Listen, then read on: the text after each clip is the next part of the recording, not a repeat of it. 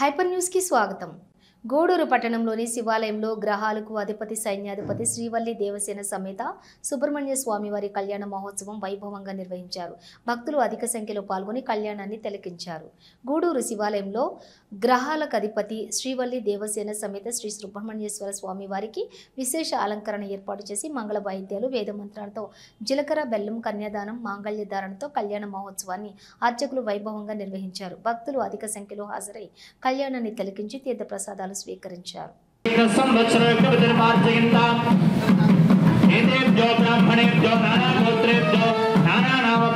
శ్రీ లక్ష్మీనారాయణ ఉమామహేశ్వర ఆదిత్యార్థ ప్రదక్షిణ మనసోత్సాహ పరిమిత హిరణ్యం తుభ్యమహం సంప్రదతే నమమా.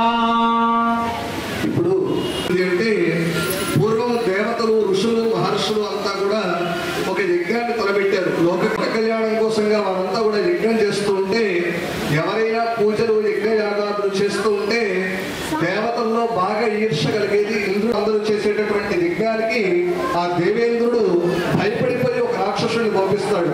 వాడి పేరేంటంటే కాలుడు. కాలుడు అనేటువంటి రాక్షసుడు అక్కడ ఉండేటటువంటి యాగశాలలో ఉండేటటువంటి యాగ పదార్థాలన్నింటినీ నాశనం చేయడం మొదలు పెడతాడు.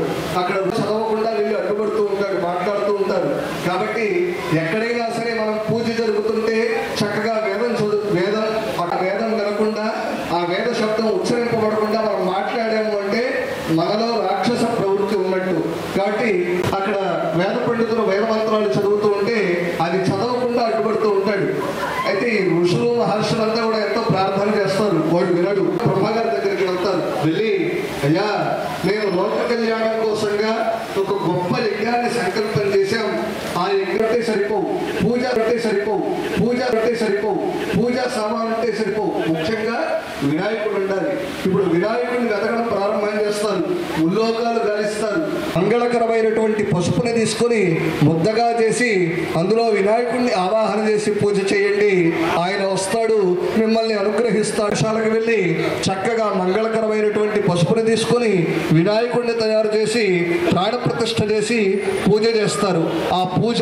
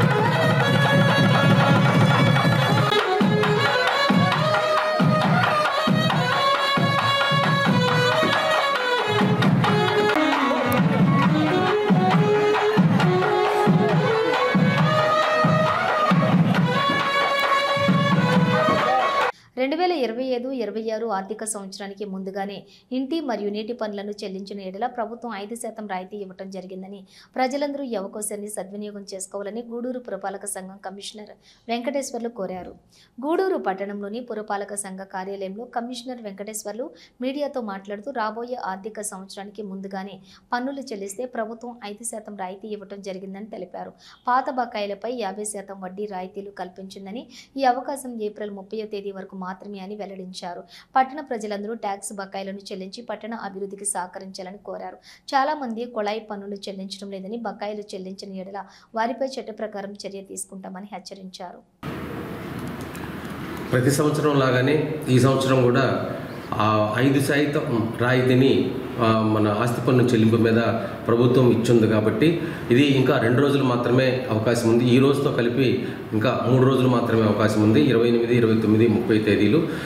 కావున తప్పనిసరిగా ప్రజలు ఈ యొక్క అవకాశాన్ని వినియోగించుకొని ఈ 5% రాయితీని మొత్తం పన్నును చెల్లించడం ద్వారా పొందవలసిందిగా కోరుకుంటున్నాం.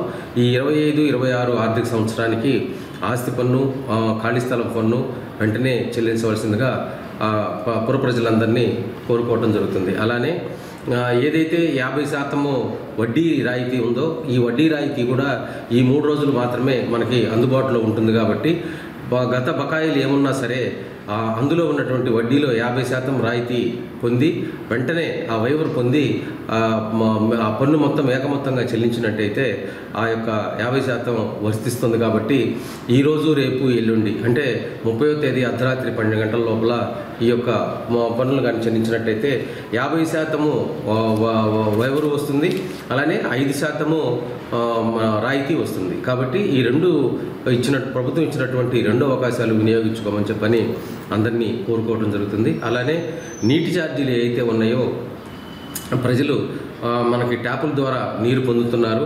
అయితే దానికి చెల్లించవలసిన ఛార్జీలు మాత్రము చెల్లించకుండా అలానే ఉంచేస్తున్నారు. కాబట్టి దయచేసి మీరు వెంటనే మీ యొక్క నీటి ఛార్జీలు కానీ చెల్లించినట్టయితే పురపాలక సంఘం భరిస్తున్నటువంటి ఈ సిబ్బంది జీతాలు కానివ్వండి, తర్వాత వాటర్ సప్లైకి సంబంధించినటువంటి మెయింటెనెన్స్కి సంబంధించినటువంటి ఛార్జీలు కానివ్వండి, తర్వాత రిపేర్లకు సంబంధించినటువంటి ఛార్జీలు కానివ్వండి, అలానే ఎలక్ట్రిసిటీకి సంబంధించిన ఛార్జీలు కానీ చెల్లించవలసిన అవసరం ఉంది. కాబట్టి మనం నీటిని వినియోగించుకుంటున్నాము కానీ తిరిగి నీటి ఛార్జీలు మనం చెల్లించడం లేదు. కాబట్టి దయచేసి అందరినీ ఈ నీటి వాడకందారులు ఎవరైతే ఉన్నారో పట్టణ ప్రజలు తప్పనిసరిగా ఈ యొక్క అవసరాలు గుర్తించి తప్పనిసరిగా మీరు వాడుకునేటువంటి నీటి ఛార్జీలు వెంటనే చెల్లించాలని చెప్పని ఈ సందర్భంగా మీ అందరినీ కోరుకుంటూ వెంటనే ఈ యొక్క ఛార్జీలు చెల్లించి ప్రాపర్టీ ట్యాక్స్ చెల్లించి వెహికల్ ట్యాక్స్ చెల్లించి పురపాలక సంఘ అభివృద్ధికి తోడ్పడతారని చెప్పని పట్టణ ప్రజలందరినీ ఈ సందర్భంగా కోరుకోవడం జరుగుతుంది. లయన్స్ క్లబ్ ఇంటర్నేషనల్ 316Jకి గూడూరు నుండి గత 30 సంవత్సరాల తర్వాత 2025-26 సంవత్సరానికి వైస్ డిస్ట్రిక్ట్ గవర్నర్ అయినటువంటి MJF లైన్ ఆర్వి రావును పలు క్లబ్బుల సభ్యులు ఘనంగా సన్మానించారు. గూడూరులోని hotel Mahindra elite function hall నందు సన్మాన కార్యక్రమంని గూడూరులోని ఉన్న 3 లయన్స్ క్లబ్లు కలిసి నిర్వహించడం జరిగింది.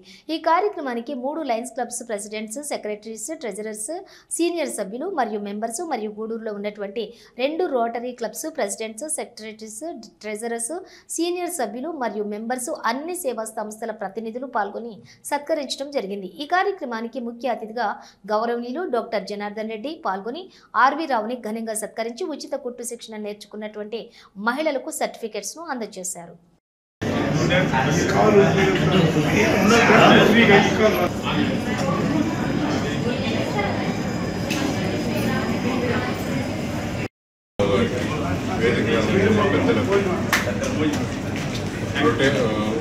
లయన్స్ మెంబర్స్కి, రొటేరియన్స్కి నా ధన్యవాదాలు. ఇప్పుడే ఆర్వి రావు గారు చెప్తూ ఈ చిన్న క్లబ్ నుంచి నన్ను ఎలక్ట్ చేశారు, చిన్న క్లబ్లో నుంచి రావాలని చెప్పి కోరుకున్నాను అని చెప్పి అంటున్నారు. నిజమే, చిన్న క్లబ్ ఒడ్డు ఇంతే అన్నట్లు చిన్న క్లబ్ అనుకోవద్దు, దీన్ని ఇంకా పెద్దది చేయాలా. ఇంతకుముందు లయన్స్ క్లబ్, రోటరీ క్లబ్ 2 ఎంతో ప్రాముఖ్యంగా ఉండి గూడూరులో ఎన్నో సేవా కార్యక్రమాలు చేశారు. ఆ పాత దీనికి తీసుకురావాలని చెప్పి లయన్స్ క్లబ్ని తీసుకురావాలని నేను కోరుకుంటున్నాను. రోటరీ అయినా లయన్స్ అయినా కూడా అందరూ సేవా కార్యక్రమాలు చేసేవాళ్ళే. గూడూరులో ఎన్నో ప్రముఖ ప్రాజెక్ట్స్ అన్నీ కూడా ఈ 2 క్లబ్బుల ద్వారానే జరిగి ఉన్నాయి. ఇదే టెండెన్సీ కంటిన్యూ చేయాలని, గూడూరు పేరు నిలబెట్టాలని కోరుకుంటూ ఆర్వి రావు గారిని అభినందిస్తూ సెలవు తీసుకుంటాం. సుపరిస్థితులు ఎందుకంటే 1995 స్కూల్ పెట్టాను. అప్పటి నుంచి 10 సంవత్సరం ఆర్వి రావు గారు అడ్మిషన్ టైంలో రావడం, ఒక 3 కానీ 4 కానీ 5 కానీ పిల్లలకి కన్సెషన్ మాట్లాడడం, 50% కన్సెషన్ ఇచ్చేవాడిని. అప్పటి నుంచి 50% కన్సెషన్ ఇచ్చేవాడు. ఇప్పుడు కూడా వాళ్ళు క్లబ్ వాళ్ళు, ముఖ్యంగా లయన్స్ క్లబ్ ఆఫ్ వైజేపీ వాళ్ళు ఏ కార్యక్రమం చేసినా నన్ను ఇన్వాల్వ్ చేస్తాను. అందుకని ఆ క్లబ్కి నేను చేయగలిగిన సహాయం చేస్తూనే ఉన్నాను. ఆర్వి రావు గారు ఇప్పుడు డిస్ట్రిక్ట్ గవర్నర్ అయ్యారు. ఇక్కడ వాళ్ళు వైస్ గవర్నర్ అంటారు, కానీ మా రోటరీ టెర్మినాలజీలో governor elect, governor nominee, governor అంటారు. ఇప్పుడు ఆర్వి రావు గారు governor nominee, district governor nominee అయిపోయాడు. So congratulations. ఆయన కష్టపడి ఈ 30 సంవత్సరాలు వర్కౌట్ ఫర్ దట్. ఏదో వచ్చిందని కాదు, దానికి పనిచేశాడు, పరిచయాలు పెంచుకున్నాడు, ప్రూవ్ చేశాడు, సేవ చేసి మెప్పించి ఆ పదవిని ఆయన పొందాడు. ఆర్వి రావు గారికి కంగ్రాచులేషన్ చెప్తూ నా తరఫు అంటే గవర్నర్ ఎలక్ట్ అయినట్టే. అంటే మీరు వైస్ గవర్నర్ అంటే 25-26 second vice governor, 26-27 second first vice governor. బ్యానర్లోనే ఉంది 30 సంవత్సరాల తర్వాత గూడూరుకి అవకాశం కలిగిందని. చాలా సంతోషం, మామూలు విషయం కాదు. ఒక గవర్నర్ కావాలంటే ఎంతో కాంపిటీషన్ ఉంటుంది, ఎంతోమంది చాలా టైం స్పెండ్ చేస్తుంటారు, చాలా డెడికేటెడ్గా ఉంటారు. వారందరినీ అధిగమించి మన ఆర్వి రావు గారు చెప్పినట్టు ఒక చిన్న క్లబ్ నుంచి ఒక సాధారణ వ్యక్తి ఆయన నాకు తెలిసి ఒక గవర్నర్ అయ్యాడంటే నిజంగా కూడా చాలా సంతోషం. రోటరీ క్లబ్కి లయన్స్కి ఒక చిన్న కోఇన్సిడెన్స్ ఉంది. ఎందుకంటే రోటరీలో కూడా గూడూరు నుంచి 4 గవర్నర్లు అయ్యారు. లయన్స్లో కూడా ఆర్వి రావు గారు 4వ గవర్నర్, చేసేట్టు వెంకటకృష్ణయ్య గారు ఫస్ట్ గవర్నర్ అయితే రోటరీలో ఫస్ట్ గవర్నర్ తారాచంద్ దొగారు గారు. అలాగే లయన్స్లో సెకండ్ గవర్నర్ జేపీ వెంకటేశ్వర గారు అయితే మన దొడ్ల భాస్కర్ రెడ్డి గారు. అలాగే వైజే ప్రభాకర్ రెడ్డి గారు లయన్స్ క్లబ్ నుంచి 3వ గవర్నర్ అయితే బొమ్మిరెడ్డి సురేందర్ రెడ్డి గారు మాకు 3వ గవర్నరు. ఇప్పుడు నేను 4వ గవర్నర్గా రోటరీ నుంచి అయ్యాను 18-19లో. ఇప్పుడు 4వ గవర్నర్గా చాలా సంతోషం. ఇంత చిన్న క్లబ్ నుంచి కార్యక్రమం, నాకు సన్మాన కార్యక్రమం తలపెట్టిన మా క్లబ్లోకి మరియు మా మిత్రులకి మొట్టమొదటిగా నేను ధన్యవాదాలు తెలియజేస్తున్నాను. నేను లయన్స్ క్లబ్లో 1996లో జాయిన్ అవ్వడం జరిగింది. అప్పటి నుంచి డాక్టర్ వైజే ప్రభాకర్ రెడ్డి గారితో సన్నిహితంగా ఉంటూ, ఆయన అప్పుడు గుంటూరు, ఒంగోలు, కడప, కర్నూలు, అనంతపురం, నెల్లూరు జిల్లాలు అన్నీ కలిసి ఒక జిల్లాగా ఉండేవి. ఇవన్నీ కూడా మాకు బెంగళూరుతో కలిసి ఉండేవి మొదట్లో. ఆ రోజుల్లో నేను ఆయనతో కూడా చాలా కాలం ప్రయాణం చేయడం, అప్పటి నుంచి అన్ని క్లబ్బుల్లో నాకు పరిచయం ఏర్పడడం, ఇప్పుడు ఈ యొక్క గౌరవం దక్కడానికి మూల కారకుడైన డాక్టర్ వైజే ప్రభాకర్ రెడ్డి గారికి నేను నా ధన్యవాదాలు తెలియజేస్తున్నాను.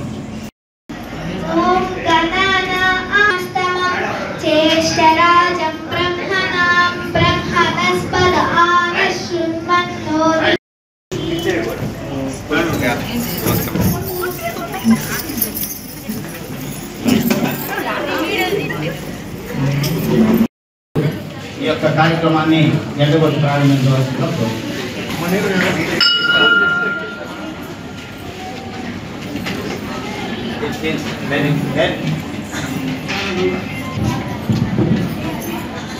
పతాక వందనం శశం స్వామి.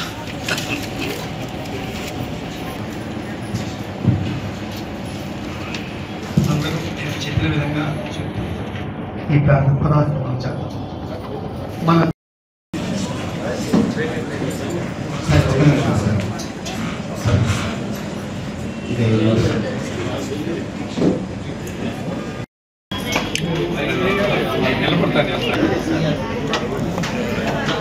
అంతే మా ఊర్లో అంతే, మా ఊర్లో అంతే.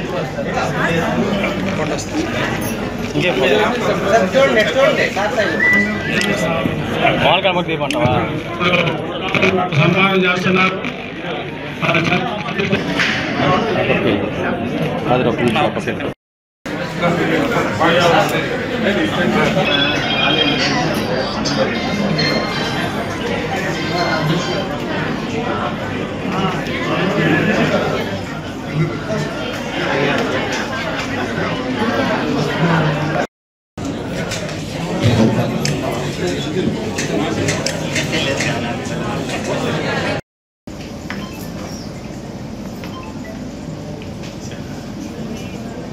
సైదాపురం తహసీల్దార్ కార్యాలయంలో స్పందన కార్యక్రమం నిర్వహించారు. మండలంలోని పలు గ్రామాల ప్రజలు పాల్గొని పలు సమస్యలను తెలియజేస్తూ ఎంఆర్ఓకి అర్జీలు సమర్పించారు.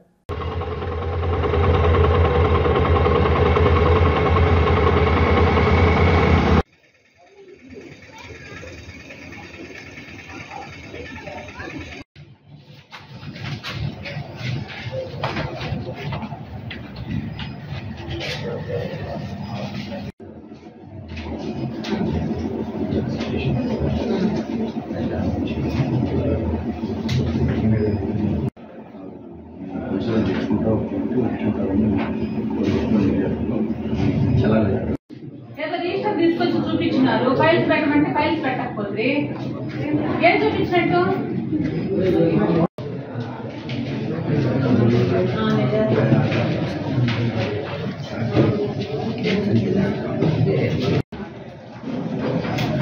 అవును మేడం, ఇదే పెట్టండి మేడం. ఆధార్ పక్కన కూడా బాగుంది. ఏంటి అర్జీ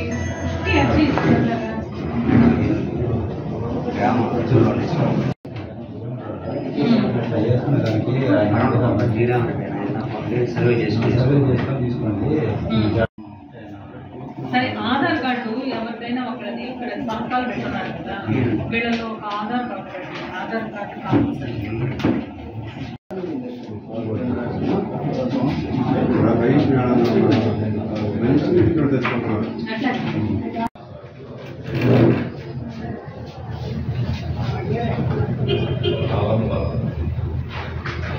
గూడూరు పట్టణంలోని బలిజ మహిళా సంక్షేమ సంఘం కార్యాలయంలోని సంఘ సభ్యులు కాశ్మీర్లో ఉగ్రవాదుల దాడిలో మృతి చెందిన వారి ఆత్మకు శాంతి చేకూరాలని కొవ్వొత్తులు నివాళులర్పించారు. ఈ కార్యక్రమంలోని సారంగ, సులక్ష్మి, పద్మావతి, అరుణ, ఉష తదితరులు పాల్గొన్నారు.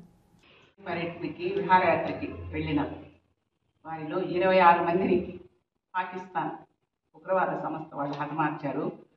వారి కుటుంబాలకి ప్రగాఢ సంతాపాన్ని తెలియజేస్తున్నాం సునీత సేవా సంస్థ తరఫున. ఏ మతమైనా, ఏ కులమైనా, ఏ జాతి అయినా కూడా ఇలాంటి ఉగ్రవాదాన్ని ఖండించాలా. మోడీ గారి నమ్మకంతో మేము కాశ్మీర్కి వెళ్ళామని చెప్పి మన ఉమ్మడి నెల్లూరు జిల్లా సోమిశెట్టి మధుసూదన్ గారి భార్య అన్నారు. మోడీ గారు మన హిందూ మతాన్ని, మన భారతదేశాన్ని ఎంతో ముందుకు తీసుకెళ్తున్నారు. కాశ్మీర్లో ముస్లింలు కూడా మనకెంతో అండగా నిలబడ్డారు. కానీ ఇటువంటి సంఘటనలు జరిగినప్పుడు ఆ కుటుంబాలు ఎంత అల్లకల్లోనే ఉంటాయో చూసుంటారు మీరు. వారి ఆత్మకి శాంతి కలగాలని మోడీ గారు మన భారతదేశాన్ని, మన హిందుత్వాన్ని ఇంకా ముందుకు తీసుకెళ్లేదానికి ఇంకా ఎంతో చేయాలని మనస్ఫూర్తిగా మా బలిజ మహిళా సంక్షేమ సంఘం కోరుకుంటుంది. బలిజ మహిళా సంక్షేమ సంఘం తరఫున బలిజ కులస్తులు అంతా కూడా వారి కుటుంబాలకు సంతాపాన్ని తెలియజేస్తున్నాం. కాశ్మీర్లో ముస్లింలు కూడా మనకెంతో అండగా నిలబడ్డారు. కానీ ఇటువంటి సంఘటనలు జరిగినప్పుడు ఆ కుటుంబాలు ఎంత అల్లకల్లోనే ఉంటాయో చూసుంటారు మీరు. వారి ఆత్మకి శాంతి కలగాలని మోడీ గారు మన భారతదేశాన్ని, మన హిందుత్వాన్ని ఇంకా ముందుకు తీసుకెళ్లేదానికి ఇంకా ఎంతో చేయాలని మనస్ఫూర్తిగా మా బలిజ మహిళా సంక్షేమ సంఘం కోరుకుంటుంది. బలిజ మహిళా సంక్షేమ సంఘం తరఫున బలిజ కులస్తులు అంతా కూడా వారి కుటుంబాలకు సంతాపాన్ని తెలియజేస్తున్నాం. ఇటీవల కాశ్మీర్లోని పహల్గామాలో జరిగిన సంఘటనలో ఉగ్రవాదుల దాడికి గురైనటువంటి పర్యాటకులకు, ప్రాణాలు కోల్పోయిన వారికి మా బలిజ మహిళా సంక్షేమ సంఘం ద్వారా సంతాపాన్ని తెలియజేస్తున్నాము. ఇలాంటి సంఘటనలు జరగకుండా కేంద్ర ప్రభుత్వం, రాష్ట్ర ప్రభుత్వాలు అన్నీ కలిపి ఒక మంచి నిర్ణయాన్ని తీసుకొని వాళ్ళ దాడిని తిప్పికొట్టాలని, ఇలాంటి భవిష్యత్తులో జరగకుండా చూడాలని మేమంతా మనస్ఫూర్తిగా కోరుకుంటున్నాము. ఈ మారణ కాండం ఖండిస్తూ మా బలిజ మహిళా సంక్షేమ సంఘం ఈ కోవత్తుల నిరసనని తెలియజేస్తున్నాము. ఆ కుటుంబాలకు మనశ్శాంతి కలగాలని మనస్ఫూర్తిగా కోరుకుంటున్నాము. మా మోదీ గారికి మా విజ్ఞప్తి, మా బలిజ మహిళా సంక్షేమ సంఘం తరఫున ఇలాంటి దుర్మార్గాలను ఇంకెప్పుడు చేయకుండా కఠిన చర్యలు తీసుకోవాలని, ఒక కుటుంబంలో ఒక వ్యక్తిని ప్రాణం కోల్పోతే ఆ కుటుంబం ఎంత బాధపడుతుందో అది మనందరికీ తెలుసు. హిందువులు అని తెలుసుకొని మరీ వాళ్ళని చంపడం చాలా బాధాకరం. చనిపోయిన వాళ్ళు హిందువులైనా ముస్లింలైనా ఎవరైనా సరే మనిషే కదా, అలా చంపడం చాలా బాధగా ఉంది. వాళ్ళ కుటుంబాలకి మా బలిజ మహిళా సంక్షేమ సంఘం తరఫున ప్రగాఢ సానుభూతిని తెలియజేస్తున్నాం. ఇవి బులెటిన్ డీటెయిల్స్. చూస్తూనే ఉండండి హైపర్ న్యూస్.